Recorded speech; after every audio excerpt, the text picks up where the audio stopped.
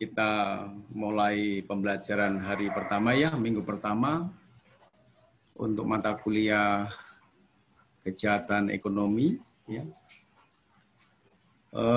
Dosen pengajar untuk kelas PJJ dan kelas kerjasama, karena memang jam yang sama dari pihak pengelola PSMIH, dijadikan satu. Ya. Nggak apa-apa, karena bersifat daring, tidak mengganggu ruangan kan. Ya. Waktunya barangkali secukupnya. Sebelumnya Pak Heri mohon maaf bagi yang biasa menjalankan sholat asar tepat waktu, terpaksa terganggu waktunya karena jam 2.30 kita sholat asar jam 14.55. Ya. Pak Heri sendiri juga terganggu waktu ini ya. Baik para mahasiswa sekalian, perkenalkan saya Pak Heni Siswanto. Nanti selama 1 semester ini akan bersama Pak Dr. Ahmad Irzal Fardiansyah. Ya. Materi untuk hari pertama nanti silakan ya para mahasiswa bisa melihat di dalam pengertian kejahatan ekonomi. Tetapi nanti untuk komunikasi kelas kita boleh menggunakan WA Group. Itu nomor Pak Heni 0812 790 9936. Komunikasi nanti bisa lewat sana ya. Tidak harus untuk setiap hari Jumat, hari Sabtu 2.30. Untuk nanti terkait dengan pembagian materi, kemudian penugasan, mahasiswa akan mencoba melengkapi dari materi-materi yang ada. Ya. Saya bisa memulai dengan pertemuan ini adalah pertemuan daring ya, para mahasiswa sekalian, meskipun di dalam satuan acara perkuliahan begitu banyaknya materi. Nanti silahkan para mahasiswa untuk menyiapkan dalam bentuk tugas, ya, penugasan individu, ya. Misalnya di kelompok pertemuan pertama, ini akan begitu banyak materi yang bisa kita buka, ya, para mahasiswa sekalian, ya. Pertemuan pertama itu sebenarnya kami merancang bagaimana melihat kejahatan ekonomi ini yang akan kita pelajari. Banyak buku, banyak sumber referensi yang bisa digunakan. Ya, saya tunjukkan dulu. Para mahasiswa bisa mengakses dari beberapa buku. Silahkan mana yang menurut kalian yang baik, mau dimiliki semuanya boleh, dimiliki sebagian pun boleh. Terutama bagi mahasiswa yang memiliki fokus studi untuk menyusun tesis terkait dengan kejahatan ekonomi. Ya. Nanti kita akan berikan gambaran umum mengenai kejahatan ekonomi.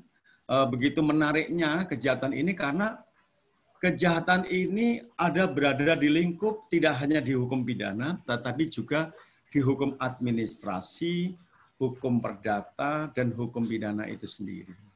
Hanya kebetulan pengampu dari mata kuliah ini adalah dari bagian hukum pidana. Ya. Misalnya contoh bukunya Pak Mahruz Ali, ya, bisa memberikan pemahaman mengenai kejahatan dengan subjek hukum yang terbaru, yaitu korporasi. Beberapa perkara-perkara pidana, termasuk kemarin Pak ini menjadi saksi ahli itu, semakin menguatnya peran korporasi di dalam melakukan suatu kejahatan, sehingga perlu dinamika di dalam mempertanggungjawabkan perbuatannya, bahkan sampai dengan menjatuhkan pidana terhadapnya. Mahasiswa mulai bergeser, paradigma shifting-nya adalah bergeser, melihat subjek hukum tidak hanya serta-merta menyangkut mengenai orang perorangan, tetapi juga subjek hukum yang menyangkut mengenai badan hukum, korporasi, koperasi, dan seterusnya. Ada hal-hal yang baru yang nanti ada persoalan teknis bagaimana mempertanggungjawabkan korporasi sebagai pelaku tindak pidana. Buku yang lain dari Pak Arif Amrullah, Politik Hukum Pidana Perlindungan Korban Kejahatan Ekonomi di Bidang Perbankan dalam Perspektif Bank selaku pelaku atau offender. Ini juga sangat relevan sekali dengan mata kuliah kita. Kemudian para mahasiswa kami sarankan juga membaca dari bukunya Prof. Bardan Nawawi Arif. Ya. salah satu tokoh pakar ahli hukum pidana ternama di Indonesia. Silakan dibaca, ya.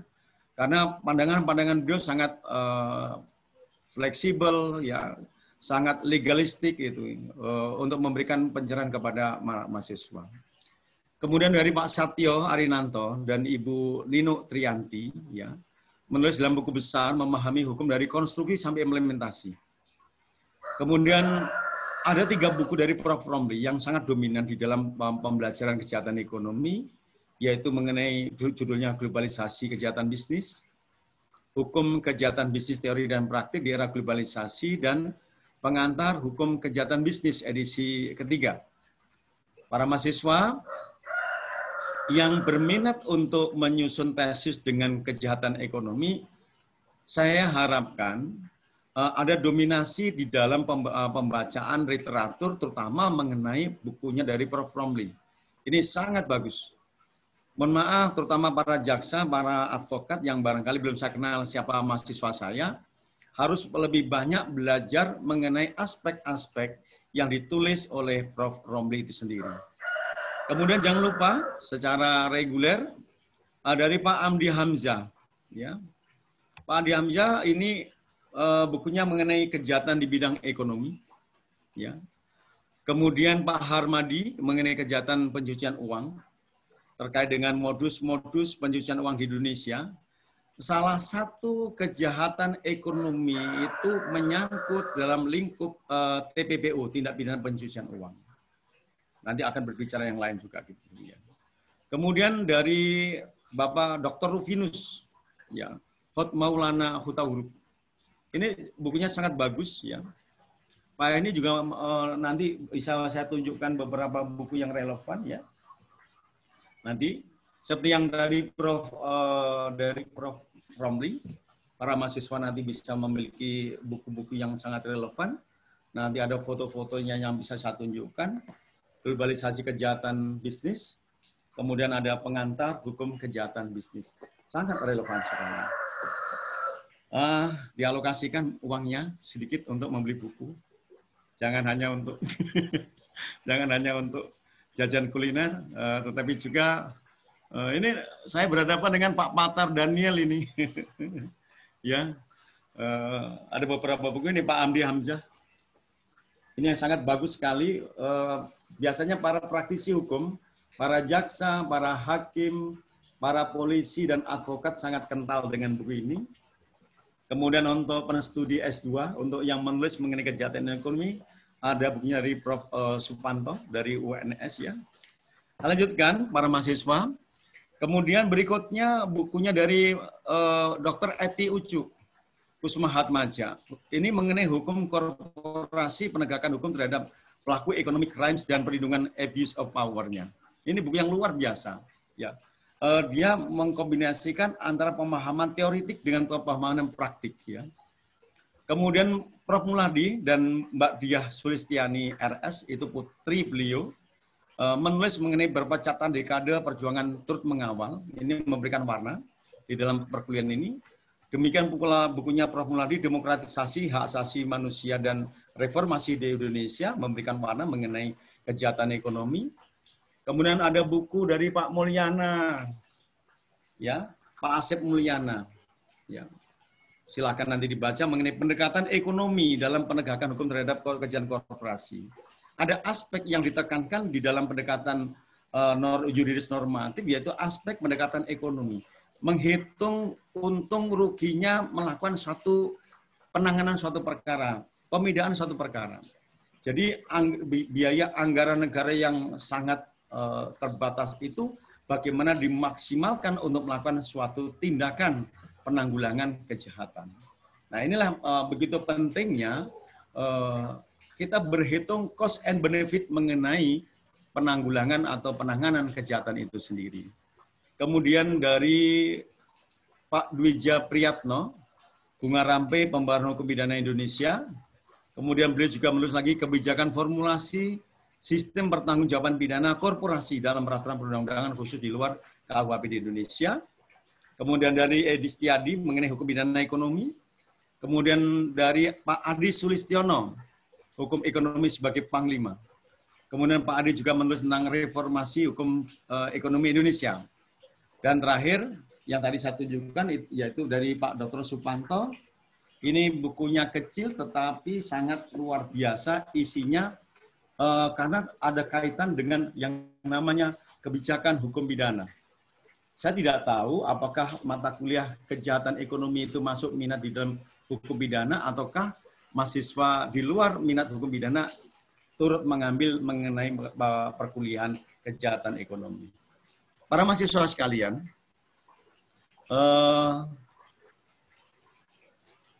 dari mata kuliah kejahatan ekonomi, ya, akan banyak yang bisa kita bahas. Pertemuan 1 sampai dengan ke-15 ini menjadi guiding saja. Ya. Tidak mungkin kita akan menguraikan begitu luasnya, mendalamnya mengenai kejahatan ekonomi dalam satu waktu, dalam satu semester. Tidak akan mungkin. Nah, oleh karena itu nanti SAP ini menjadi guiding, menjadi pedoman bagi mahasiswa yang barangkali membangun fokus studinya mengenai tesis terkait dengan kejahatan ekonomi. Ya. Nah, kemudian nanti ada semacam penugasan di dalam perkuliahan ini, minimal mahasiswa itu membuat 2 makalah. Ya, 2 makalah. Satu nanti diserahkan di eranya Pak Heni, ya, di penugasan Pak Heni. Satu lagi di Pak Ahmad Irzal Fardiansyah. Jadi tadi mahasiswa memilih silakan dari begitu banyak ragam pertemuan 1 sampai dengan pertemuan ke-15. Ini. Ya, siap. Di rumah. Ya, gimana? Udah ngontak lagi dia. Dan masuk aja. Ini Pak siapa? Pak Rohim ya? Langsung saya share screen saya jadi co-host. Kalau enggak dia nggak bisa nyebar ini. Dia nggak mungkin ngontak-ngontak lagi, nggak kasih tahu apa-apa materinya. Halo, Rohim, jangan masuk Him. Ya Pak. Jangan masuk, ini kuliah. Halo? Iya, dia sebagai adminnya. Pak Heni dan mahasiswa sudah dalam ruang kuliah ini, Him. Baik, Pak Heni lanjutkan kembali. Para mahasiswa, nanti silahkan disalin mengenai SAP ini, termasuk bahan kuliah pertama, dan mungkin diperlukan cover buku-buku yang kita gunakan ini. Nah, di dalam konteks lingkup pertemuan pertama, apa yang mau kita bahas tentunya adalah bagaimana melihat pengertian kejahatan ekonomi. Bapak dan Ibu, para mahasiswa,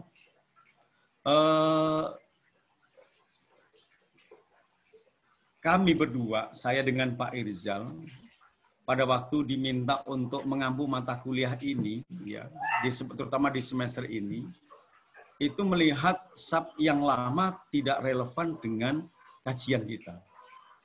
Nah, oleh karena itu, dalam waktu kurang lebih 1 bulan terakhir, kami mencoba melihat bagaimana anatomi terhadap kejahatan ekonomi.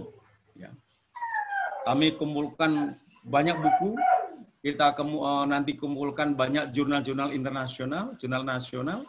Nah, harapan kami melalui awal dari pertemuan ini, apa yang kami rumuskan di dalam pertemuan pertama sampai dengan pertemuan ke-15, itu sebagai pengantar sekaligus guiding di dalam kejahatan ekonomi ini. Misalnya contoh, kami melihat dari bagaimana membangun kejahatan ekonomi, kita berbicara mengenai latar belakang terjadinya kejahatan ekonomi atau economic crime. Ya. Kemudian, baik, dipasang.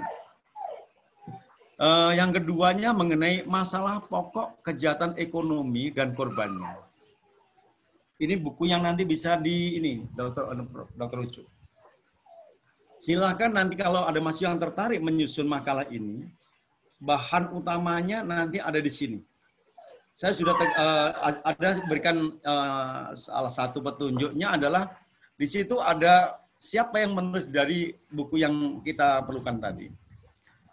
Nah, kemudian mengenai penggolongan kejahatan ekonomi, yang tadi buku warna merah, ya, Dr. Supanto. Kemudian bentuk kejahatan ekonomi dalam perkembangan globalisasi. Sama. Kemudian dalam pertemuan kedua, bisa bayangkan ada 8 item yang bisa kita tunjukkan. Ya. Pertama, pengertian korporasi dalam ilmu hukum pidana. Bukunya agak tebal. Bukan satu lagi.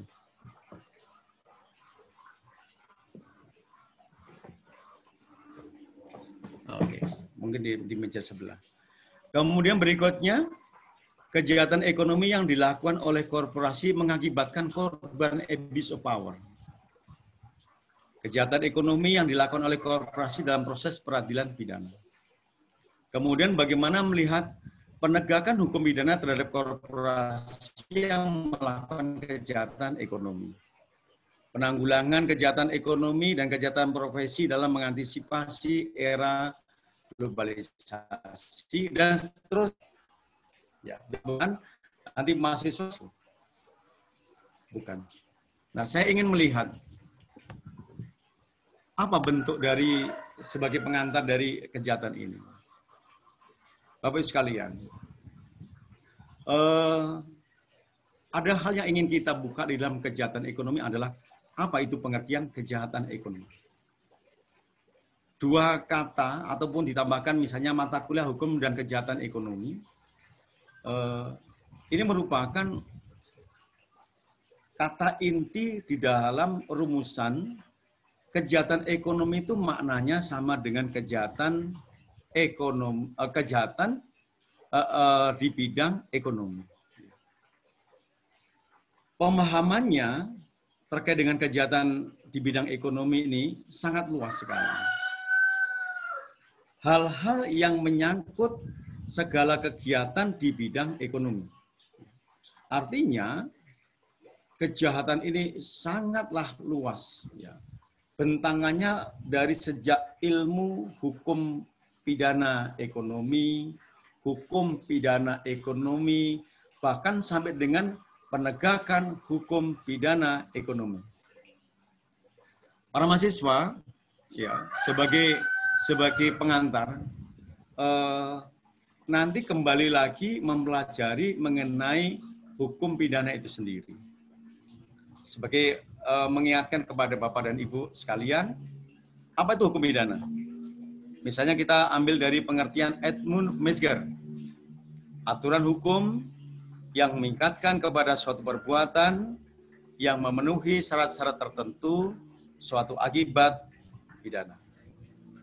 Di dalam definisi itu terkandung ada 2 aspek, perbuatan yang dilarang dan ancaman sanksi pidana. 2 core ya, yang kita pelajari ini akan mempengaruhi terhadap bagaimana membangun mengenai kejahatan ekonomi. Pertama harus ada perbuatan yang dilarang, kemudian adanya ancaman sanksi pidana. 2 aspek itu, tolong dipegang dulu. Nah, kemudian di dalam hukum pidana itu, pada saat kita membicarakan hukum pidana, itu membicarakan 3 persoalan sekaligus. Hukum pidana material, hukum pidana formal, dan hukum pelaksanaan pidana. Ya. Mungkin sudah mulai agak lupa zaman pelajaran di S1, mulai kembali dipelajari apa itu membedakan hukum pidana material dengan hukum pidana formal dan hukum pelaksanaan pidana. Nah, kemudian kita lihat, kita bedah lagi hukum pidana. Hukum pidana itu terdiri apa saja, terutama yang material. Nah, disinilah mulai nanti masuk ada sangkut pautnya dengan kejahatan ekonomi. Hukum pidana material itu berisi 3 hal. Yang pertama, berisi tindak pidana. Yang kedua, berisi mengenai kesalahan dan pertanggungjawaban pidana.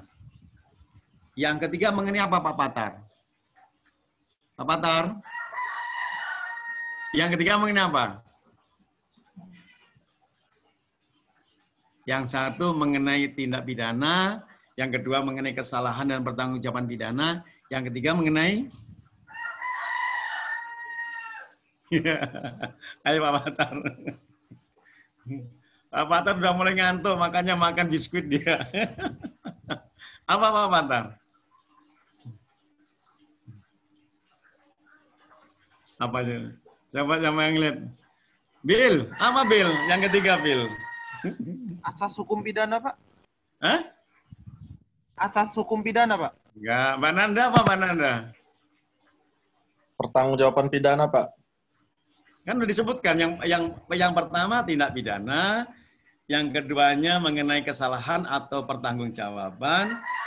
Persoalan yang ketiga apa Nimade Intan? Nimade? Nilo? Nah, dia nunggu dikasih bantuan orang lain ini. Mbak Nanda? Apa Mbak Nanda? Mulai belajar lagi nanti nih. Pak Dewa gede. Pak Dewa. Kok Pak Dewa diem aja? Tanpa ekspresi? Senyum nggak? Pak Dewa senyum dulu. Apa Pak Dewa masalah ketiganya? Muhammad Yusuf? Muhammad Yusuf? Apa Mas? Sanksi, Pak. Hukuman. Karena kita harus tahu ya, di dalam hukum pidana material, kita harus bisa melihat karakteristiknya ada 3. Dia menyangkut tindak pidana, dia menyangkut kesalahan dan pertanggungjawaban. Yang ketiga apa? Mas Denny, Febriansa? Den?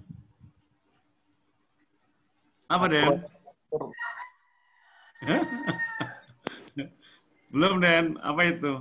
Nah, cari. Mas Jeffy Hardi. Nah ini kayaknya saya kenal ini, Jeffy ini. Apa Jeff? Mbak Medika. Ini Medika Mbak kan? Kok duduknya nyamping? Ke tengah ya duduknya itu. Oke, saya jawab sendiri. Aspek ketiga, persoalan ketiga di dalam hukum pidana material adalah berbicara mengenai sanksi pidana. Kan kita sudah tadi berbicara tindak pidana, kemudian ada kesalahan atau pertanggungjawaban. Berarti yang satu adalah pidana dan pemidanaan. Nah, para mahasiswa sekalian, kejahatan ekonomi itulah yang dikaitkan dengan tindak pidana. Tindak pidana itu pengertian yang bersifat normatif atau yuridis. Pengertian kejahatan itu bersifat kriminologis. So, warna yang kita pelajari kejahatan ekonomi adalah watak, sifat, karakter dari hukum kriminologi. Jadi dia menggabungkan aspek normatifnya dengan aspek empiriknya. Ini para mahasiswa sekalian. Maknanya apa? Tidak semua ya perbuatan yang masuk kategori berbahaya, merugikan, tercela itu sudah diatur di dalam hukum pidana. Ini yang pemaknaannya demikian. Ya. Nah, kita kembali ke sini. Contoh, di dalam tata hukum Indonesia sudah dikenal adanya tindak pidana ekonomi. Yaitu diatur di dalam Undang-Undang Nomor 7 Tahun 1955. Ya.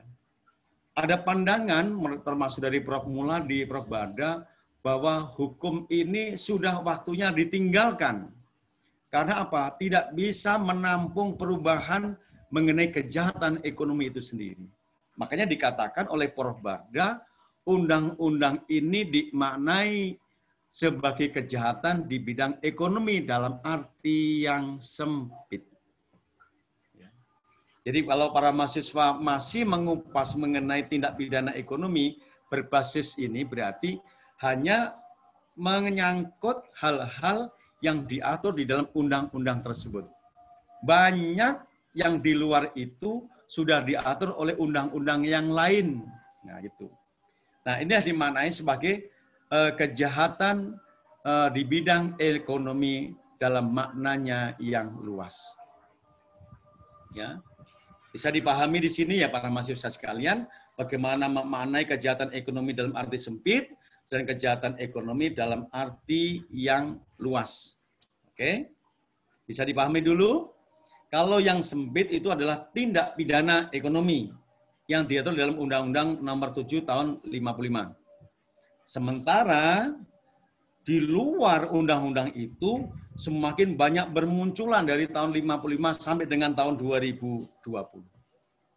Itulah yang dimaknai sebagai kejahatan di bidang ekonomi secara luas. Sampai di sini bisa dipahami? Oke. Pastilah bisa memahami. Ini udah waktunya asar, mohon maaf ya. Pak Hamdi Hamzah, di dalam bukunya ini, ya, itu melakukan pembidangan kejahatan di bidang ekonomi sebagai makna yang luas, di antaranya. Kejahatan ekonomi itu terkait dengan delik penyelundupan. Jadi nanti Bapak dan Ibu yang mau menulis tesis terkait dengan delik penyelundupan, kajiannya harus secara ekonomi. Demikian pula dalam kecurangan di bidang kepabianan. Barangkali ada teman-teman dari Bea Cukai yang menjadi mahasiswa sekarang, silakan nanti menulis mengenai kondisi-kondisi yang ada terkait dengan kepabianan. Ya. Kemudian delik bidang perbankan, delik bidang perniagaan, kemudian pasar modal, OJK, pemalsuan merek, lingkungan hidup, undang-undang perikanan, undang-undang zona ekonomi eksklusif, undang-undang kehutanan, undang-undang perkebunan, dan lain-lain. Aspeknya yang sangat dominan di dalam ketentuan itu adalah adanya aspek perlindungan ekonomi oleh negara. Oke, Pak Desman,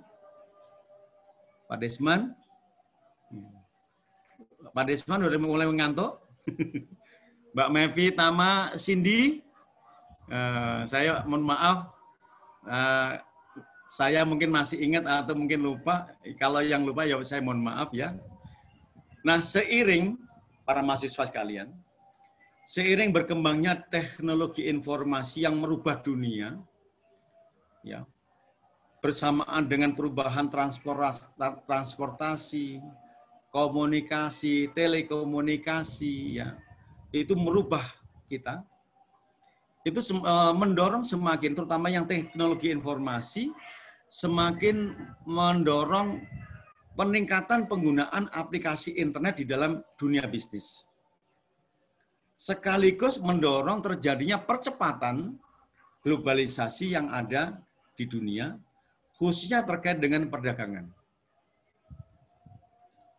Sekarang barangkali tidak ada orang yang barangkali tidak pernah pesan menggunakan aplikasi, pesan di Bukalapak, Sosiola, dan lain-lain. Implementasinya ke sana. Nah, bentuk dan dimensinya membuat sulit penanganannya. Karena apa?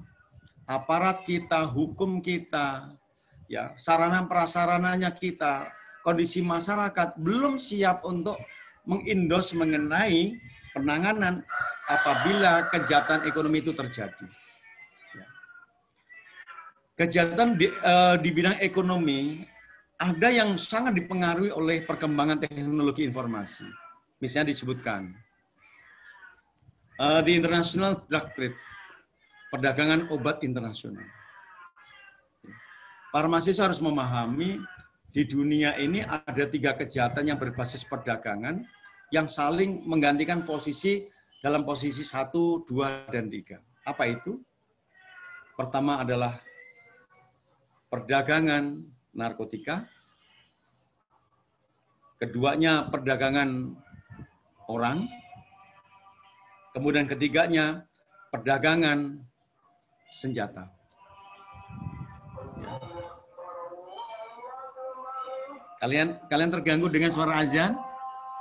Apa mau istirahat sebentar ya? Ya, kita jeda sebentar ya. Oke, terima kasih. Baik, Pak. Ye. Baik, Pak.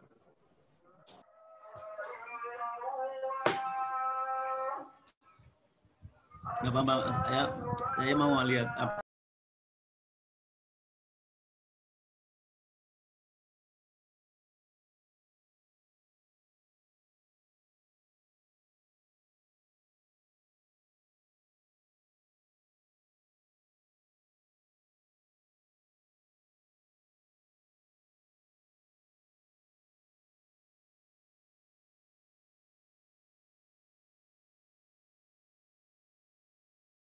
Pak, izin bertanya, Pak.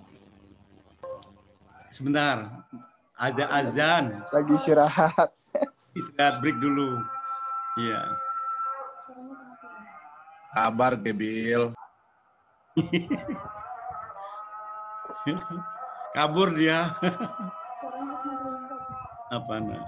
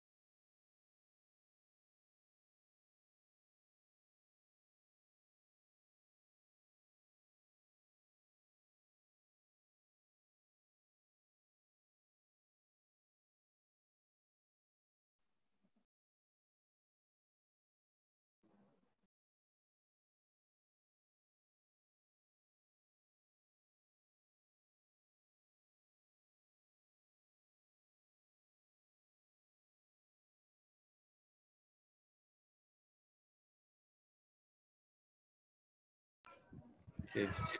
Kita mulai lagi ya. Kejahatan di bidang ekonomi yang dipengaruhi oleh perkembangan teknologi informasi internet, misalnya dapat disebutkan yang pertama tadi di international drug trade ya, perdagangan obat internasional, luar biasa, penyeludupan narkotika dari Malaysia, dari Cina, luar biasa masuk ke Indonesia, baik sebagai negara transit maupun negara tujuan. Kemudian kejahatan lingkungan hidup. Ini nanti para mahasiswa bisa menginspirasi ya, menginspirasi kalian pada waktu S1 judul skripsinya demikian. Mungkin nanti pada waktu di S2 karena pengalaman sudah mulai banyak, pengetahuan semakin berkembang itu ya, bisa mencoba mengambil kajian-kajian yang berbasis kejahatan ekonomi yang menggunakan aplikasi berbasis teknologi informasi. Kemudian kejahatan ekonomi transnasional. Transnasional itu dimaknai sebagai kejahatan yang lintas batas antar negara. Termasuk baik yang terorganisasi, transnational organized crime maupun transnational crime ya. Yang terorganisasi maupun yang tidak terorganisasi, termasuk kejahatan pencucian uang, kejahatan komputer, bahkan kejahatan korupsi itu sekarang menjadikan antar negara itu sebagai tempat terjadinya kejahatan. Beberapa orang Indonesia yang melakukan korupsi di Indonesia lari ke Australia, lari ke Singapura, lari ke Cina, kemudian tidak pernah bisa pulang ke Indonesia. Ya. Kemudian kejahatan kelautan. Kemarin di kabinet pertama Bapak Jokowi, Ibu Susi Pujiastuti melakukan penanggulangan, melakukan pemberantasan terhadap diantaranya kejahatan kelautan. Mbak Bias Nurul, apakah sudah ngantuk? udah begini. Baik. Kemudian political aggression, ya, suppression and corruption. Ada terkait dengan penyerangan dari aspek politik, ada penekanan dan korupsi politik. Ya, contoh para hacker, ya, bagaimana melakukan karakter assassination terhadap salah satu calon dan demikian, ya. Kemudian yang berikutnya terorisme. Para mahasiswa sekalian, kejahatan di bidang ekonomi dalam arti luas yang sebagian telah dijelaskan di atas, terutama niat, sikap batin jahatnya itu bermotif ekonomi. Nah, kejahatan yang dilakukan di bidang ekonomi ini itu mempunyai pengaruh negatif terhadap kegiatan perekonomian dan keuangan negara yang harusnya sehat menjadi tidak sehat. Misalnya contoh penimbunan sembako, kemudian pemalsuan pupuk, itu punya dimensi yang sangat kuat untuk menjatuhkan ekonomi suatu daerah atau suatu negara. Nah, di samping ada economic crime, juga ada business crime. Dan bahkan perbuatan yang melawan hukum di bidang bisnis yang disebut dengan business torts. Nah, para mahasiswa nanti coba semakin mendalami apa itu pembeda antara economic crime, business crime, dan business tort. Ya. Itu kalau digunakan piramida terbalik adalah seperti ini. Tadi ada yang menyebutkan piramida, betul. Economic crime sebagai makronya, kemudian sebagai mikronya nanti ada business crime dan business tort. Kejahatan di bidang ekonomi menampakkan diri sebagai perbuatan jahat di bidang bisnis. Itu business crime. Kalau dalam konteks kecil, mengurangi timbangan, mengurangi jumlah barang, dan seterusnya. Kemudian mengganti barang yang asli dengan palsu, dan seterusnya. Pengertian business crime, kalau diikuti pandangan dari Coklin, perbuatan melawan hukum yang diancam sanksi pidana. Ya. Jadi perbuatannya melawan hukum itu dimaknai sebagai perbuatan yang tidak menurut hukum. Bahasanya demikian. Dilakukan oleh seseorang atau korporasi, artinya bisa dilakukan pelakunya adalah si pembuat kejahatannya adalah orang perorangan dan bisa juga korporasi. Dalam pekerjaannya yang secara sah dalam usahanya di bidang industri atau perdagangan. Jadi ada core, lingkupnya di bidang industri atau perdagangan. Serta bertujuan untuk memperoleh kekayaan, penghindaran pembayaran uang, serta memperoleh keuntungan bisnis maupun pribadi. Definisi ini semakin ke sini dia semakin bergerak, semakin berubah. Ada percampuran, ya. Ada percampuran perkawinan antara dua aspek ekonomi dan politik. Bisa nanti para mahasiswa membahas mengenai aspek yang menjadi isu atau praduga. Misalnya contoh dalam pencalonan wali kota Bandar Lampung. Iya kan? Kan ada isu mengenai penggunaan produk ini. Kemudian ada calon yang kabarnya disokong oleh ya kan seperti itu, ya gitu. Ini sebetulnya bisa dikaji sangat menarik di dalam aspek kejahatan ekonomi. Tidak mungkin korporasi membantu sekian miliar tidak ada balas budi. Uang kencing aja di kamar mandi bayar 2.000. Kita dapat jasa, dapat air, ya, lega karena kencing. Bayar. Apalagi yang konon bisa mendekati triliunan, ya, tidak mungkin tidak ada yang namanya balas budi. Silahkan nanti coba dikaji, ada di dalam tadi uraian pertemuan-pertemuan, bagaimana melihat aspek-aspek itu dari sisi kejahatan ekonomi. Ini yang dikatakan, serta bertujuan untuk memperoleh kekayaan, penghindaran pembayaran uang termasuk pembayaran pajak, serta memperoleh keuntungan bisnis maupun pribadi. Ini yang dimaknakan terhadap business crime. Berikutnya menurut Michael Clark, apa itu yang dikatakan kejahatan bisnis? Merupakan perluasan kesempatan struktur ya, yang berhubungan dengan bisnis ya, bagi kelakuan jahat dan cara-cara yang digunakan bagi kelakuan jahat untuk dihadapi. Kunci yang menonjol dari kejahatan bisnis adalah peluang sah menurut hukum yang menyediakan untuk mengeksploitasi dan akibatnya adalah pelaporan tindak pidana. Jadi ada konsekuensi logis, konsekuensi yuridis dari suatu perbuatan, dilakukannya perbuatan yang dilarang, adanya ancaman pidana sebagai perbuatan bisnis crime tadi. Ya. Kejahatan di bidang ekonomi sebagai penyimpangan yang potensial di dalam kegiatan perekonomian selalu berubah dan berkembang cepat. Penelitian-penelitian yang dilakukan 10 tahun yang lalu mengenai kejahatan ekonomi pasti nuansanya berbeda dengan kejahatan yang dilakukan sekarang. Meskipun modus operandinya barangkali sama, tapi intensitasnya semakin bergerak, semakin berbeda. Nanti misalnya Mas Farid Apriyadi tertarik untuk melakukan penelitian ini, silakan. Nanti kita coba dampingi saya dengan Pak Ahmad Irzal bagaimana untuk melakukan penelitian kejahatan ekonomi ini. Para mahasiswa sekalian, perkembangan kejahatan di bidang ekonomi itu juga terhubung dengan kejahatan lain. Tadi sudah saya singgung. Talcott Parsons membuat ukuran ada 3 nilai besar di dalam kehidupan manusia. 1 mengenai politik, 2 mengenai ekonomi, 3 mengenai sosial, dan keempatnya mengenai budaya. Terutama yang disebutkan pertama, politik dan ekonomi itu saling berkelindan dalam melakukan kejahatan ekonomi. Ya.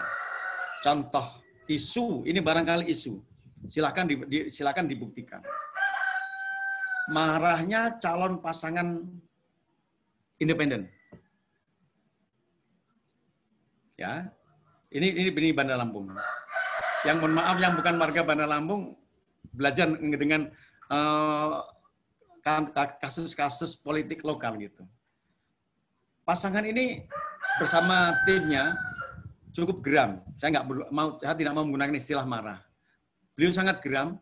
Kenapa data yang disodorkan selalu ditolak gitu, sehingga dibatalkan atau tidak diterimanya pasangan ini menjadi salah satu pasangan calon wali kota Bandar Lampung.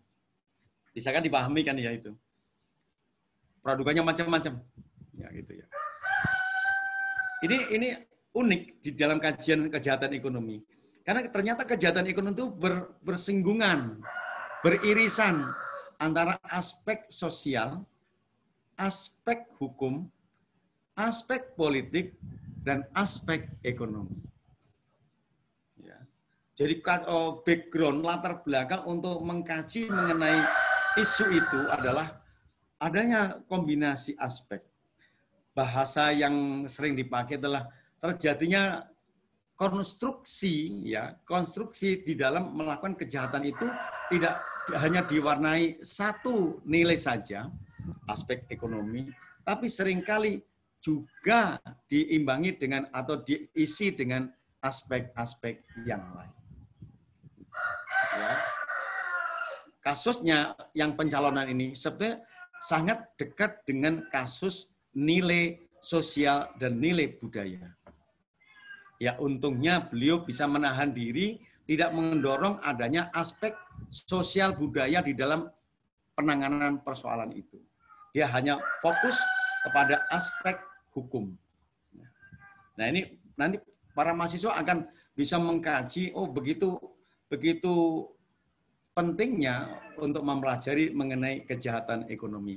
Sehingga aspek-aspek yang lama, itu yang barangkali sudah mulai kita tinggalkan, kita membangun mengenai kejahatan ekonomi dengan hal-hal yang terbarukan.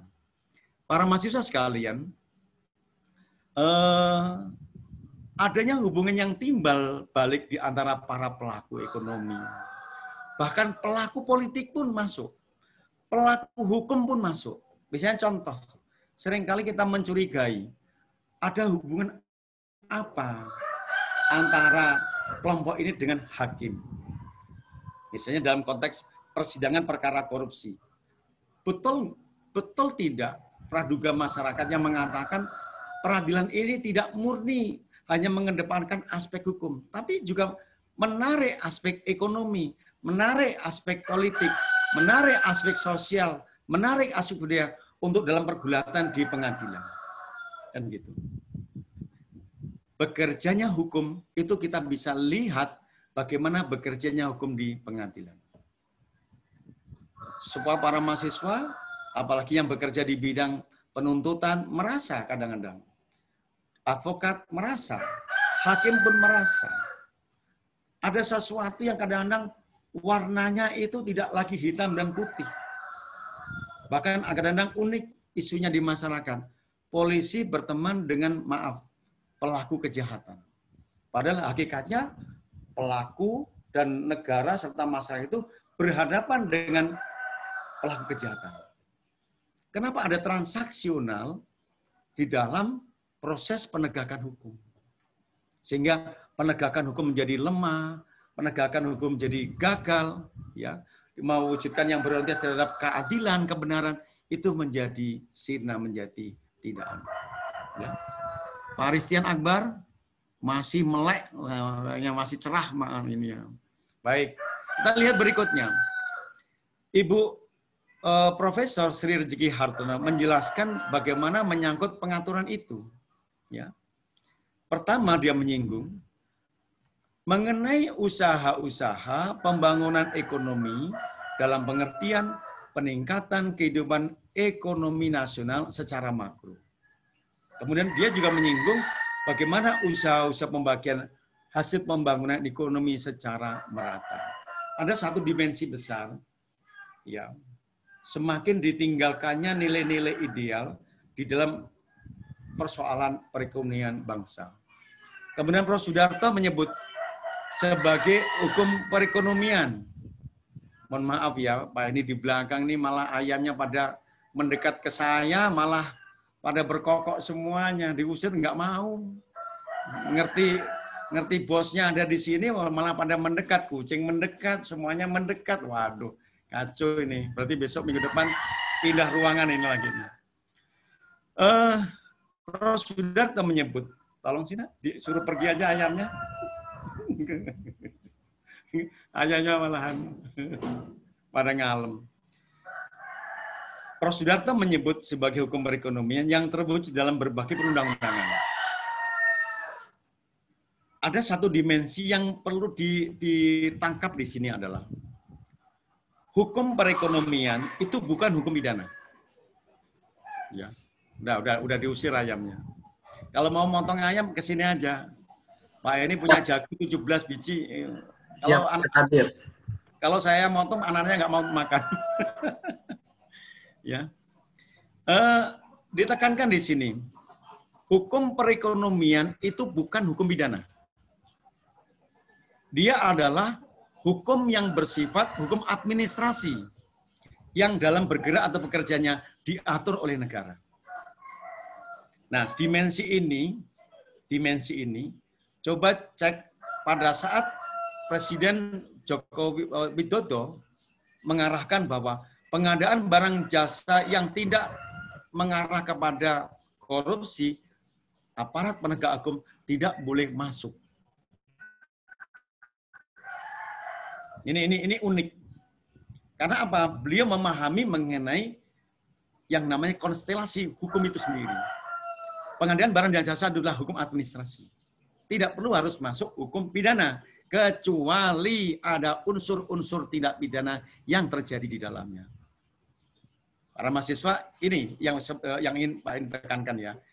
Dia bersifat hukum administrasi yang dalam bergerak bekerjanya diatur oleh negara. Semuanya ada. Undang-undang korupsi ada. Undang-undang keuangan negara, perbendaharaan negara ada.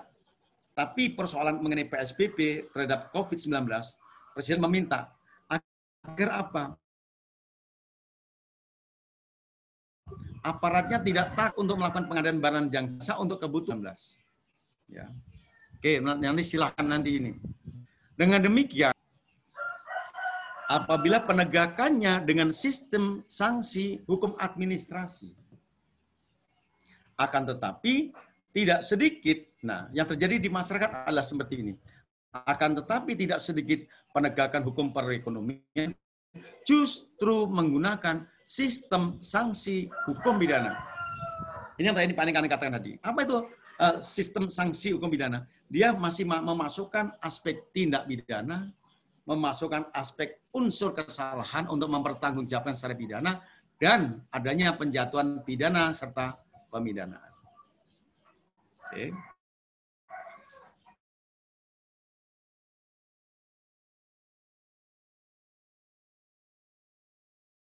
Berikutnya,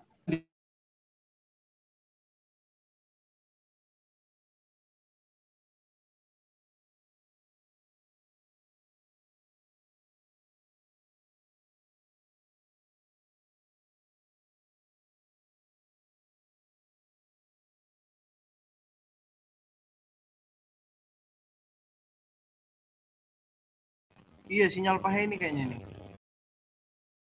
Iya, sinyalnya Pak Heni kayaknya agak terganggu.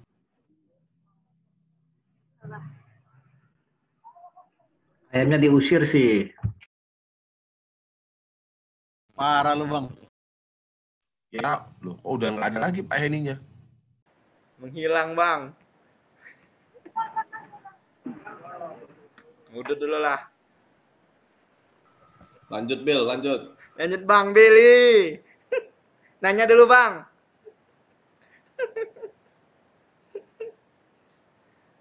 Kalau di kelas lo orang mah enak, kelas gua 2 slide udah. Anjayani.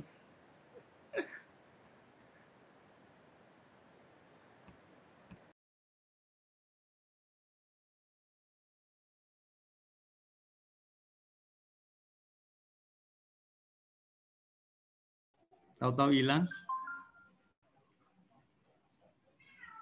Jangan-jangan Mbak Laksmi ini ampuh orangnya ini. Begitu disinggung Laksmi langsung hilang loh ini. Maaf ya Laksmi. Mana Mbak Laksmi tadi itu? Disinggung langsung hilang. Paranormal ini berarti ini.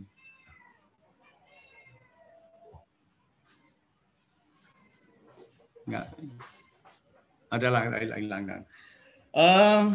Saya lanjutkan lagi. Andi Hamzah mengatakan kejahatan ekonomi itu merupakan kejahatan yang canggih. Yang memerlukan keahlian khusus bagi aparat penegak hukumnya. Termasuk disebutkan oleh beliau ini ada yang namanya intelijen hukum. Law intelijen. Nah, ya kan? Sana kucingnya. Sana pergi. Sana, keluar. Ya, pergi dulu. Ya, hebat kucing saya ini. Bosnya ngajar, cuma ikut ngajar dia. Menurut Adi Hamzah, kejahatan canggih itu mempunyai ciri. Nah, para mahasiswa. Kejahatannya dapat dilakukan secara transnasional, lintas batas. Indonesia dengan Papua Nugini, Indonesia dengan Australia, Indonesia dengan Filipina, ya, lintas batas. Karena memang Indonesia itu letak yang sangat strategis, dia tuh memiliki negara tetangga yang berbatasan itu dengan negara yang puluhan. Artinya melalui batas-batas negara. Tidak hanya kejahatan secara domestik terjadi di Indonesia. Nah, untuk penanggulangannya, perlu yang dikatakan sebagai Mutual Legal Assistance Act. Ya, jadi perlu semacam hukum hubungan timbal balik antar negara. Terutama di bidang criminal matter, jadi dalam persoalan-persoalan mengenai hukum pidana. Ya. Kemudian alat di dalam perangkat mengenai sarana prasarana penegakan hukum itu biasanya canggih, menggunakan peralatan yang bersifat elektronik, komputer, email, SMS, internet, cyber, dan teknologi sosial media yang ada. Ya. Kemudian cara atau metode yang dipakai sangat canggih. Saya bisa menggambarkan ya barangkali teknologi informasi yang digunakan juga tidak secara reguler seperti yang kita miliki. Ya. Mungkin di sini ada para penyidik, para anggota TNI yang ada di bidang ini, nanti kapan-kapan bisa menjelaskan mengenai itu. Kemudian kerugian yang ditimbulkan dapat mencapai jumlah yang sangat besar. Ya, tadi yang saya singgung, 3 kejahatan perdagangan yang sangat besar itu. Di Lampung, 2 kejahatan yang dominan, kejahatan narkotika dan kejahatan perdagangan orang. Meskipun kita tidak memiliki data yang cukup, karena kejadian perdagangan orang itu bukan di daerah pengirim asal atau lambungnya, tapi terjadi di daerah transit maupun di daerah tujuan. Kemudian seringkali belum tersedia norma hukum positifnya, jadi hukum tertinggal. Hukum kita tertinggal dengan adanya perkembangan kejahatan yang berbasis teknologi informasi, luar biasa. Jadi hukum ini ya wajar, karena dia dibuat mesti lama, kemudian berlakunya itu sudah ditinggalkan. Maka ada kata-kata ubi societas ibi ius kan itu. Kemudian memerlukan keahlian khusus bagi penegak hukum untuk menanganinya. Kita harus mengupgrade profesionalisme aparat penegak hukum kita, baik itu penyidik, jaksa, hakim, termasuk advokat. Diperlukan biaya yang besar dalam usaha untuk memberantas dan menuntutnya. Nah, di samping penyidikan dan penuntutan, diperlukan pula intelijen hukumnya. Khusus di Indonesia, ini yang dikatakan kurang perhatian dan kesadaran betapa berbahayanya kejahatan ekonomi transnasional, kita masih disibukkan. Nah, dalam konteks pemberantasan korupsi domestik, terorisme, dan narkotika. Para mahasiswa, ini sebagai trigger, sebagai pemicu untuk kita masuk lebih dalam. Ya. Selamat datang Pak Raden Akmal. Ya. Monggo kalau memang ada diskusi. Tetapi yang jelas dari materi yang pertama tadi, Pak Heni akan minta kepada kalian membuat tugas, ya, membuat tugas. Coba nanti dikaitkan dengan apa yang kalian sukai. Saya mendorong ini minat. Syukur-syukur nanti menjadi judul tesis yang bisa berkelanjutan, ya, sampai mengakhiri studi S2-nya.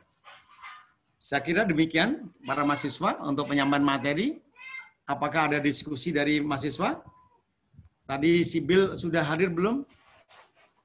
Bill Clinton? Ya, Pak. Kamu jadi nanya apa? Jadi, Pak. Ya, Bill. Jadi Undang-Undang Darurat nomor 7 tahun 1955 itu masih relevan nggak sih Pak dipakai sekarang, Pak? Masih relevan. Masih relevan, Bill, karena itu menjadi dasar kita untuk melakukan tahapan proses penanganan perkara, baik di level penyidikan, penuntutan, maupun persidangan. Masih. Contoh mengenai penimbunan barang itu masih berbasis kepada Undang-Undang Tindak Pidana Ekonomi. Tapi dipahami dalam arti yang sempit. Karena apa? Tidak bisa meliputi perkembangan dari kejahatan ekonomi itu sendiri. Ya, ini yang dipahami. Jadi dia masih efektif bekerja, tetapi memiliki keterbatasan kemampuan di dalam melakukan penegakan hukum. Itu, Bill. Terima kasih, Pak. Terima kasih. Iya. Dari mahasiswa yang lain? Mas Farid Apriyadi. Oh. Rid, Ya, ada yang mau ditanyakan, Rid? Atau Mas Desman, Diri Satriawan? Kapan-kapan kita ketemu di pasca ya. Saya sebenarnya masih pengen kuliah tatap muka ya, tetapi karena kondisi tidak memungkinkan ya kita PJJ dan kerjasama ya. Ada pertanyaan yang lain? Izin bertanya, Pak. Ya, Pak. Apa ini namanya? Pak. Izin Mas bertanya. Evi, silakan. Ya Pak, izin Pak.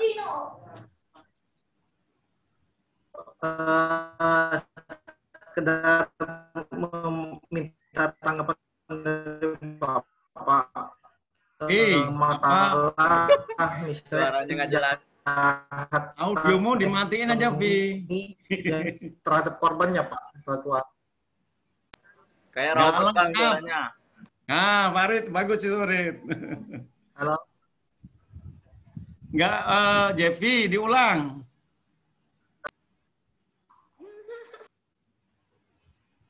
Apa? Sekedar minta tanggapan aja Pak. Enggak, diulang lagi. Kalau ya ingin sedikit minta tanggapan dari Bapak masalah misalnya kejahatan ekonomi yang malah dilakukan oleh organ negara kita terhadap masyarakatnya misalnya. Contohnya oknum. Misalnya tentang perbankan ataupun misalnya asuransi yang dilakukan misalnya seperti Jiwasraya beberapa waktu yang lalu yang merugikan korbannya luar biasa banyak sehingga bagaimana tanggapan negara terhadap perlindungan korban tersebut Pak terhadap kejahatan ekonomi tersebut. Apalagi di saat wabah COVID seperti saat ini yang mungkin banyak diduga oleh masyarakat seperti kemarin sempat ada langkah masker misalnya itu kan termasuk penimbunan yang mungkin termasuk salah satu kejahatan.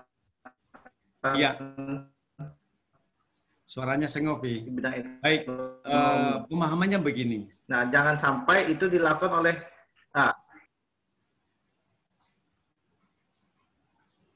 Udah. Halo. Halo, Jeffy siapa? udah. Jeffy udah. Iya Pak. Sinyalnya agak jelek Pak. Iya, nggak apa-apa sih, sama aja. Memahami mengenai kejahatan ekonomi, penanganannya harus berbeda dengan penanganan kejahatan secara konvensional atau tradisional gitu. Karena ada aspek hukum ekonomi itu hukum administrasi gitu. Nah, disinilah perlunya dipahamkan bahwa tidak bisa langsung ultimum remedium menggunakan hukum pidana. Contoh kasus Jiwasraya. Sikap pemerintah akan mengucurkan bantuan dana sebesar 20 triliun yang dibayarkan selama 2 periode. Ya, kalau tidak salah 14 triliun diberikan di tahun 2020, kemudian 6 triliunnya di tahun 2021. Dari paradigma berpikirnya kejahatan ekonomi, pendapat apa yang dilakukan oleh pemerintah, kebijakan pemerintah itu bisa dibenarkan. Ya, bisa dibenarkan. Kemudian secara beriring, secara sekaligus, kalau memang ada aspek korupsinya, perlu dilakukan penegakan korupsi. Jadi ini yang perlu dipahami. Sikap pemerintah, dulu pernah juga terjadi misalnya ada bank kolaps, ya rugi sekian, bukannya dibawa ke peradilan untuk dipidana, tidak, karena dia tidak mampu. Tapi dipinjami oleh Bu Megawati. Sebetulnya sikap itu sudah benar dari rezim mengenai kejahatan ekonomi. Karena aspek yang dominan di situ adalah aspek hukum administrasi. Hukum administrasi tidak boleh diterapkan secara primum remedium, tetapi secara ultimum remedium.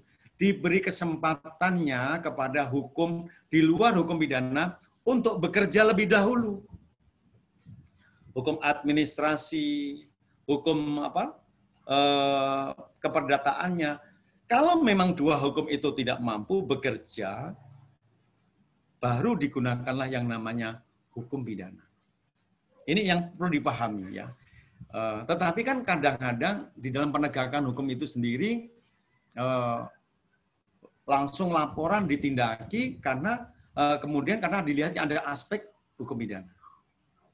Ini memang satu perubahan paradigma di dalam kita untuk bekerja melakukan penegakan hukum pidana. Sangat berbeda kalau kejahatan itu kejahatan pidana dengan kejahatan ekonomi. Oke?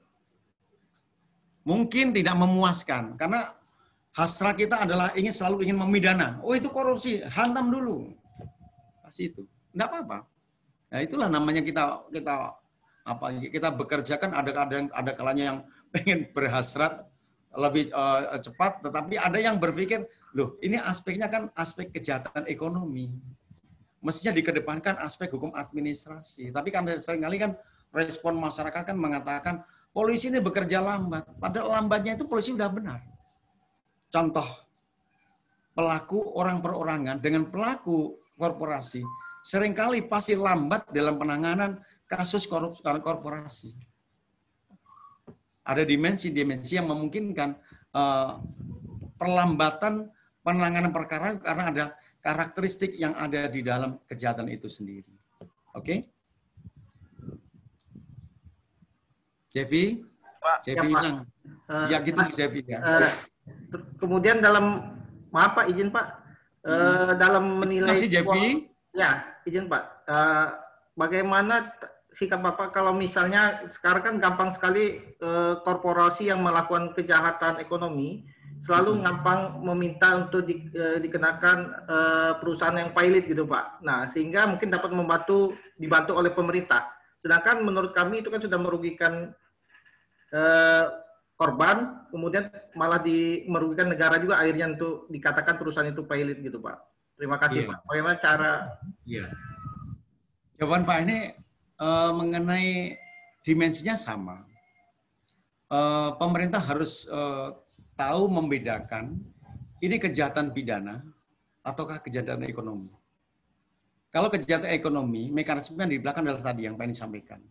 Tapi kalau ini memang masalah pidana, dan itu bisa dibuktikan oleh aparatnya, jadi negara itu kan melalui aparat melakukan melakukan pengukuran dan penilaian. Pada saat sudah dinilai perkara ini adalah perkara administrasi yang ada dimensi pidananya, digunakan mekanisme yang tadi.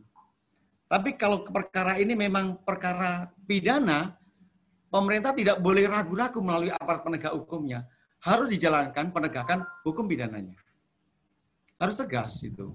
Ya, makanya kita membutuhkan seperti Suryono Sukanto itu sudah memprediksikan faktor penghambat di dalam penegakan hukum itu apa coba? Yang pertama aspek apa Mbak Nur Atika Rafida? Apa aspek penghambat di dalam penegakan hukum? Apa Bill? Undang-undang Pak. Undang-undang. Ya betul, ya. Dari sisi substansi hukumnya. Hukum tidak mensupport diadakannya penegakan hukum pidana. Itu. Jadi ada kendala, Mas. Dimensi hukum memberikan faktor resistensi di dalam penegakan hukum. Itu yang pertama. Yang kedua, yaitu aparat penegak hukumnya yang kurang support di dalam penegakan hukum. Misalnya contoh, penanganan terhadap subjek hukum korporasi itu tidak secepat yang dilakukan oleh aparat penegak hukum terhadap orang per orang. Karena apa? Ya tadi ada hubungan ya antara aspek aparat penegak hukum yang menangani perkara itu ada hubungannya dengan aspek dimensi hukum. Laporan masuk, LP masuk ke kepolisian melaporkan korporasi. Contoh beberapa kasus yang terjadi di Mesuji gitu. Sangat sulit untuk memidana korporasi. Ada dimensi di situ. Sehingga yang ditarik siapa? Pengurusnya, karyawannya. Yang notabene bukan mempertanggungjawabkan terhadap korporasinya. Tapi yang bisa dilakukan adalah mempertanggungjawabkan terhadap orang per orang. Itu aspek kedua. Ya. Aspek ketiga apa? Fasilitas. Oke, zaman di era modern, kepolisian, kejaksaan, pengadilan mungkin tidak persoalan. Ya. Aspek masyarakat. Ini yang sering kali dominan di dalam pemahaman itu. Masyarakat itu kan dalam arti masyarakat yang sangat luas. Ya. Bisa masyarakat LSM, NGO-nya, masyarakat umum, masyarakat khusus. Dan yang terakhir, mengenai budaya kerja, hukum itu sendiri. 5 faktor penghambat inilah yang memperlambat laju dari penegakan hukum pidana. Nah, dimensi kita dalam konteks pemahaman secara teoretik, Ya, tidak boleh kita dorong dengan kemarahan, kekecewaan. Ya, kita sodorkanlah pemikiran-pemikiran yang bersifat rasional di dalam mengurai mengenai kenapa terjadinya pelambatan laju dari penanganan perkara kejahatan ekonomi. Perkara yang melibatkan korporasi dan seterusnya. Oke ya Jeffy, bisa memberikan kesempatan kepada yang lain, silakan. Halo? Halo, izin bertanya, Pak. Ini siapa? Patar Daniel, Pak. Patar, ya. Patar tadi ada di mana? Di atas ya? Sudah turun ke bawah, Pak. Sudah turun ke bawah? Oh iya, siap. Mohon izin bertanya, Pak. Silakan Mas Patar. Jangan susah-susah ya, nanti Pak ini nggak bisa jawab nanti. Silakan Pak Patar. Ini Pak, jadi Bapak tadi menjelaskan, saya tuh masih lebih jauh lagi Pak tentang korban dari kejahatan ekonomi ini, Pak. Apakah masyarakat secara umum atau secara spesifik gitu Pak? Karena kalau kita ingat lagi kan, kalau secara spesifik tuh apakah di mana letak perbedaan antara kejahatan ekonomi dengan kejahatan orang dan harta benda seperti itu Pak? Iya. Udah ya Mas. Iya. Yang perlu dilihat yang pertama untuk membedakan kedua itu adalah jenis kejahatan dan kualitas kejahatan. Ya. Ini yang ahli adalah teman-teman dari Lidik dan Sidik kepolisian untuk menentukan perkara itu. Sebetulnya di dalam dimensi era modern suatu bangsa, itu hampir dikatakan kejahatan itu kejahatan yang bersifat business crime, economic crime. Kejahatan di bidang ekonomi. Makanya yang didorong nanti para mahasiswa membaca buku mengenai Selznick. Bagaimana terjadi pergeseran antara suatu negara yang awalnya memberlakukan hukum secara represif bergerak menjadi yang namanya otonom, ya gitu ya. Negara seperti Indonesia itu apakah sudah meninggalkan hukum yang represif, misalnya begitu, untuk bergerak menuju hukum yang lebih otonom. Yang satu lagi hukum yang bersifat progresif itu, atau dalam konteks bisa menjadi kritis itu nanti. Ini yang perlu dipahami karena apa? Kita mau membawa perubahan menuju perubahan paradigma mengenai berlakunya hukum. Kita semakin mengecilkan aspek represif. Tapi pada saat kejadian atau terjadinya peristiwa pidana, itu cenderung mengajak kita menarik kembali ke alam represif. Ini Mas Patar gitu. Akibatnya apa yang menjadi kebimbangan adalah aparat penegak hukum. Karena apa? Kemandirian kebebasan itu terintervensi oleh maunya the great number. Maunya masyarakat yang terbesar apa? Pidana dia. Cara berpikir ini adalah cara berpikir represif.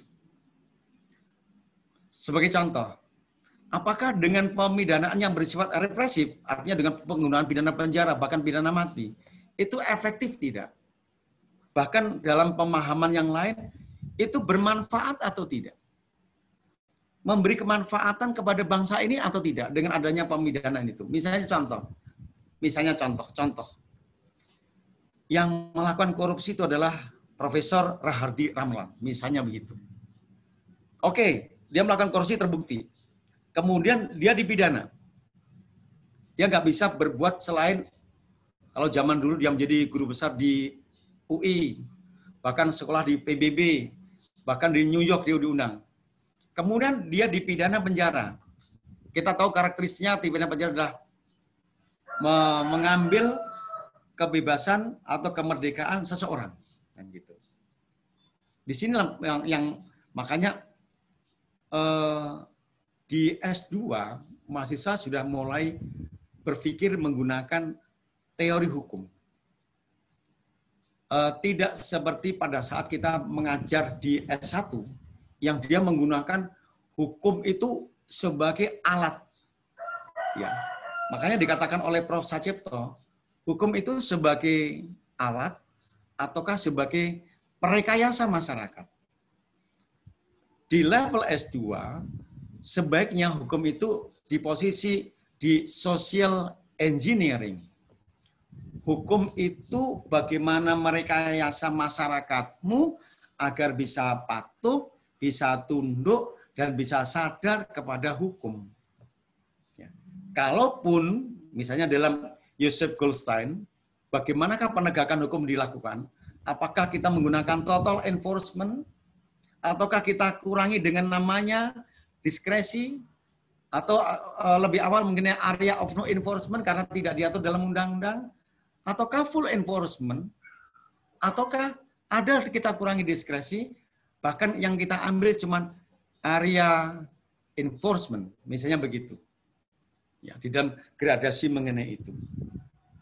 Kalau orang berpikir represif, semua bentuk pelanggaran kejahatan harus dipidana. Makanya yang terjadi adalah dampak dari pemidanaan yang model represif ini penuhnya lembaga pemasyarakatan. Ya kan?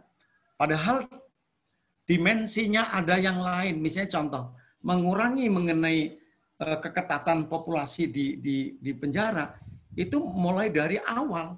Sebelum proses peradilan pidana, itu dimulai orang yang masih belum dilaporkan, diadukan, atau ditemukan sendiri oleh kepolisian, itu diproses oleh namanya plea bargaining. Diproses oleh pra-peradilan untuk diukur layak tidaknya. Makanya dikatakan sah tidaknya penahanan, sah tidaknya penangkapan, dan seterusnya itu. Kapan-kapan Mas kita diskusi lebih mendalam lagi, karena dimensi ruang kita ini. Tapi yang ingin saya masukkan kepada logika kalian adalah saatnya kuliah di S2 adalah saatnya menggeserkan pola pikir kita tidak secara represif tetapi secara kritis, bahkan secara responsif di dalam penegakan hukum pidana itu. Yang jadi masalah adalah masih banyaknya, maaf ya, selevel menteri korupsi, bupati korupsi, apalagi gubernur korupsi. Seharusnya sebagai orang yang terhormat tidak lagi melakukan korupsi. Karena pelaku kriminal itu, Mas, harusnya bukan orang yang berpendidikan. Tapi kenyataan kan, begitu membuat banner, calon bupati, doktor, kandidat, minimal sekarang ini magister manajemen. Mudah-mudahan sedikit yang menjadi tersangka terpidana itu magister hukum, misalnya gitu. Ini memang beban berat kita berada di level S2. Nanti saya doakan Bapak dan Ibu mahasiswa nanti berkenan untuk melanjutkan ke S3 untuk meningkatkan derajat keilmuannya. Memang kita harus berubah. Tapi berubah itu seperti satu gerbong kereta api semuanya bergerak maju. Jangan ada yang menahan, ada yang loncat, ada yang turun di tengah jalan. Tidak boleh begitu. Inilah besarnya negara kita itu dengan beratnya para presiden, para menteri, gubernur, bupati, wali kota, sampai dengan lurah untuk menggerakkan menuju satu titik masyarakat Indonesia yang adil dan makmur, baldotun toyibatun warupun ghafur, sejahtera lahir batin, keadilan, kesejahteraan, kestabilan hidup sulit untuk diraih. Karena apa? Kita tidak bisa bergerak dalam satu gerbong menuju satu tujuan yang sama. Saya kira demikian ya para mahasiswa sekalian. Ini sudah jam berapa? Sudah lewat ya. Jam 2.30 sudah lewat. Sudah lewat 6 menit. Pertanyaannya, kemudian ajari minggu-minggu depannya. Saya jujur aja, kalau hari Sabtu kuliah ganggu saya untuk istirahat, ganggu saya untuk refreshing, ganggu saya untuk ngeluyur nyari pancingan. Tidak apa-apa lah, karena tugas ya, tugas untuk kita tetap bersama gitu ya. Nanti Mas, siapa yang mau jadi admin? Jeffy ya, Vi? Atau Bill Clinton ya? bentuk Pak, kelas WA kita ya. Saya bukan kelas PJJ dan kerjasama, Pak. Nah, kamu kelas apa, Bil? Kelas A, Pak. Nambah ilmu aja, Pak. Wah, penyelundupan ini. Wah, ini peserta penyelundupan ini. Ya, enggak apa-apa lah, karena memang dibuka ruang untuk itu ya. Baik, terima kasih Bapak dan Ibu mahasiswa. Barangkali belum bisa memuaskan diskusi kita, tapi kita dihalangi oleh waktu yang memang hanya 100 menit di dalam masa PSBB ini, yang mudah-mudahan kita selalu sehat, terhindar dari terpaan penularan COVID, sehat terus, lahir batin. Lainnya akhiri pertemuan hari ini dengan ucapan terima kasih atas kebersamaannya. Saya belum bisa mengenal semuanya. Wassalamualaikum warahmatullahi wabarakatuh. Waalaikumsalam warahmatullahi wabarakatuh. Waalaikumsalam Waalaikumsalam warahmatullahi wabarakatuh. Terima kasih Pak Edi. Waalaikumsalam. Oke, sama-sama. Waalaikumsalam warahmatullahi wabarakatuh. Ya, Terima kasih banyak, terima Pak. kasih Sehat semuanya. selalu. Ya, ada Mas Bangkit, Reisa, Agus Ahmad, Riza. Tadi mohon maaf belum disentuh, Mas Andes, Mas Yulia, Mbak Yulia. Ada Muhammad siapa, Fris Dario, Mas Akmal.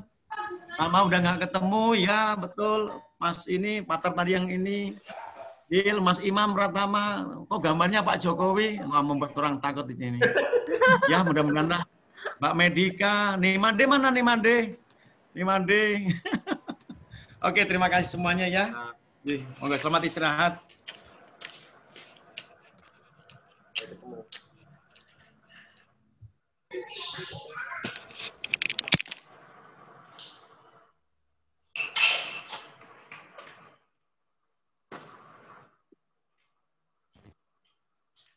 Pak Rohim nggak ada kuliah lagi kan, Pak Rohim? Pak Rohim? Bang Billy mau kuliah lagi malam minggu. Mau gue, woi. Ngapel dulu Billy, ngapel. Masih muda, kuliah terus. Belum punya duit, Bang. Kalau lu mah enak, Bang. Cewek kayak bisa banyak, Bang. Bill Clinton mau jadi dosen dia. Bill. Oh, Bang. Lu mau jadi dosen ya? Iya, Bang Billy mau jadi dosen pidana di Unila. Iya, dia jadi ini asisten dosen dulu lah dia. Iya, Bang. Kagak lah, apaan. Kuliah nggak lagi nih, Bang? Tahu lah Pak Rohim itu. Ya, libur. Lanjut, Bang. Nyelusurin hutan. Gak ada lagi. Pak Rohim lanjut. Tergantung Pak Daniel nih, belajar atau enggak lagi nih. Ya perintah, Bang. Makan singkong doang. Sampai setengah hari tadi. Ini suruh makan nasi liwet. Nih, gimana nih? Masih belajar atau enggak kita? Kalau di jadwal, ABC banyak banyak. Kamu rasa kebutuhan dari mana kau kasih? Kan gila sama kali jadi. Mbak masih ada ini enggak? Ini Bang Billy, banyak Bang Bil. Apa sih Parit lu itu? Hah? Itu buat tambah ilmu, bukan untuk menjadi dosen.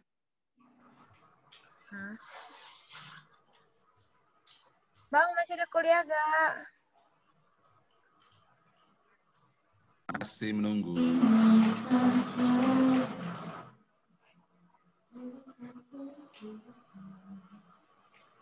Udah mau.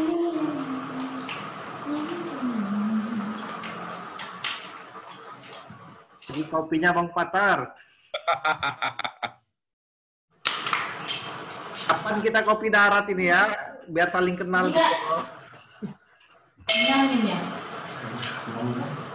Ya, singkong kopi. Masih COVID bro, masih COVID. Saya mau di kopi. Siap.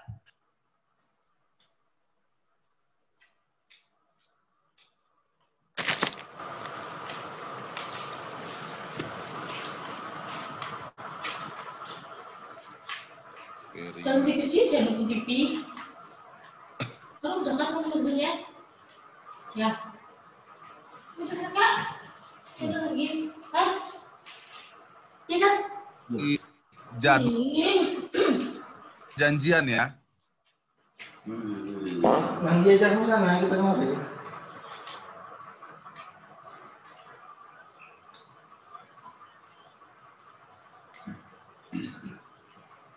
Gatel jangan tak pulang. Hah? Gatel jajan.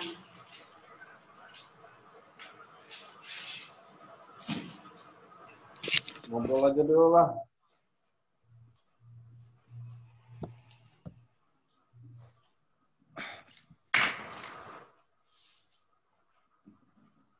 Mami sudah komen. Mas Sultan. Pakai tempe.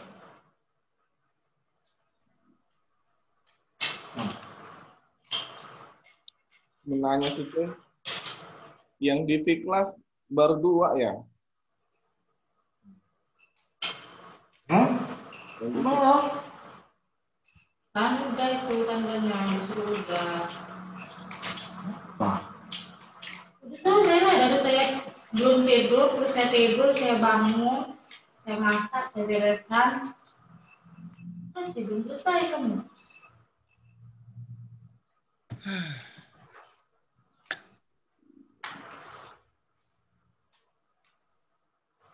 Mi, di jus aja Mi, punya papi Mi. Di blender.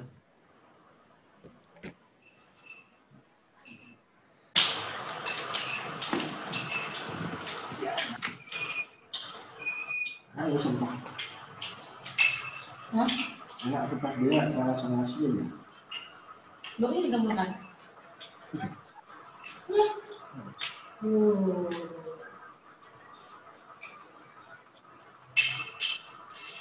Sama emak itu udah pernah bikin. Jadi gua nggak pernah buat sebelumnya. Coba ya. Iya, cuman nggak pakai santan. Rasa pedas. Kalau itu kan nggak pedas. Cocok coba. Soalnya itu ada. Hah? Kalau orang bukannya cocok sendiri. Sebaiknya.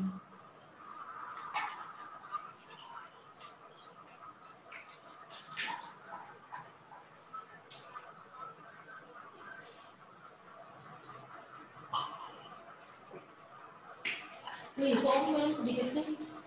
Lagi tahu.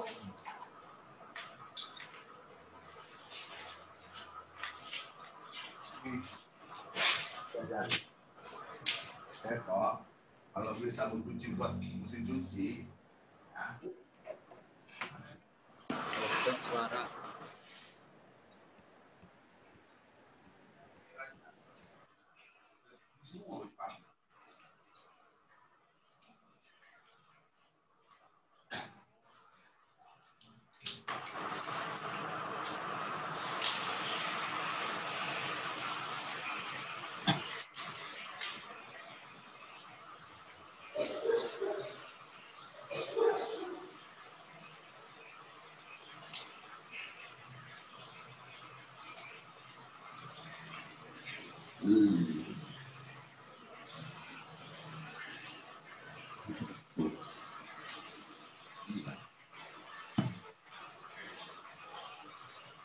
Ya, kalau udah ini kakak kelas.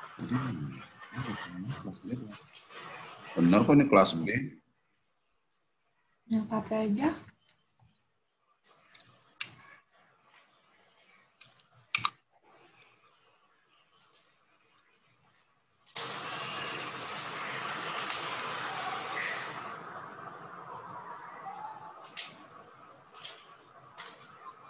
Tadi. Manggi masih nunggu.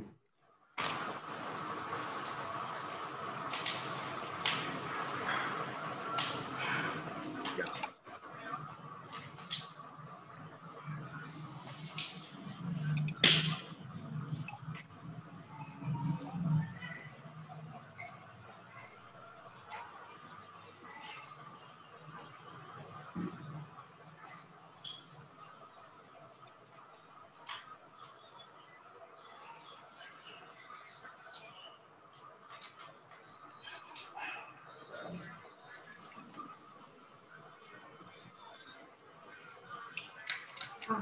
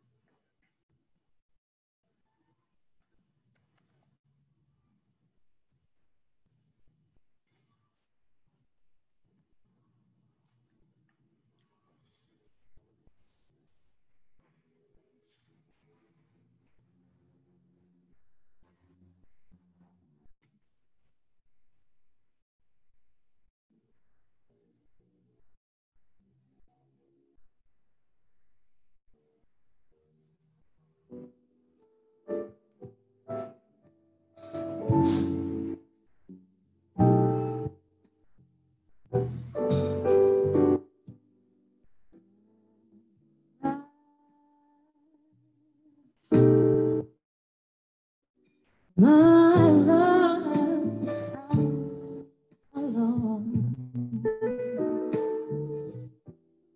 My lonely days are over. And life is like a song.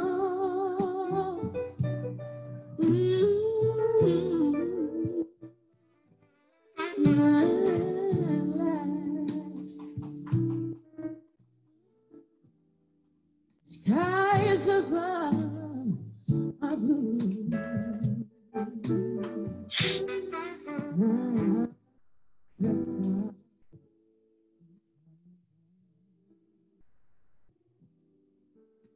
Night I look at you.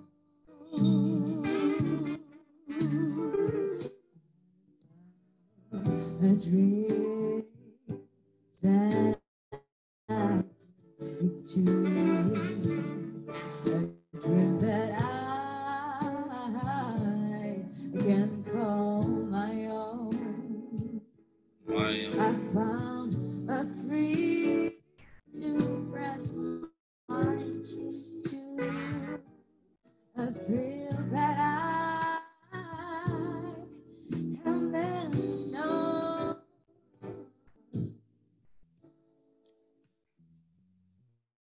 It's mine.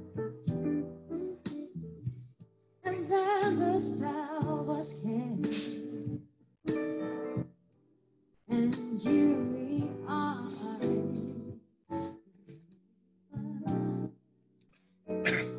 For you are mine at last.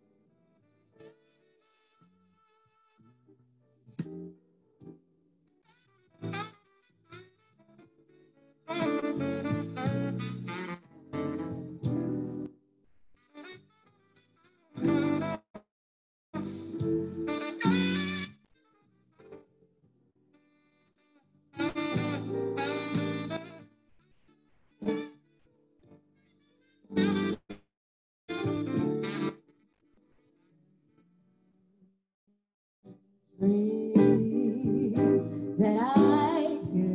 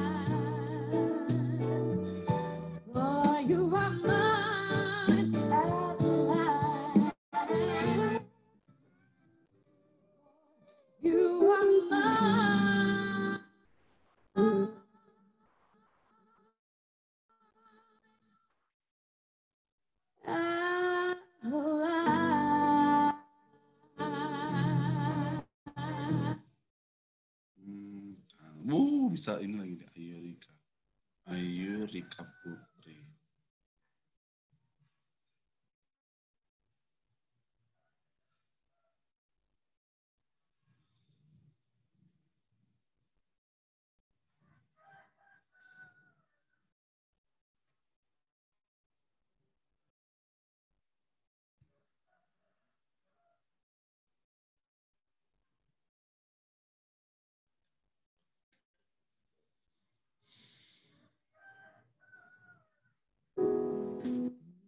You wonder if you touch a soul, you do. Since I met you, I'm not the same. You bring light to everything I do. Just the way you say. Lu udah jago main piano. I can't let go. I fall in love with you. Because of you, my heart has changed. Thank you for the love and the joy you bring. Because of you, I feel no shame. I tell the world because of you.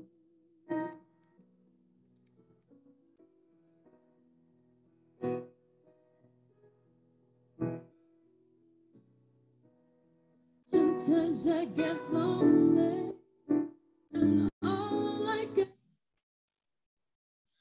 because of you. Oh yes, entertainment.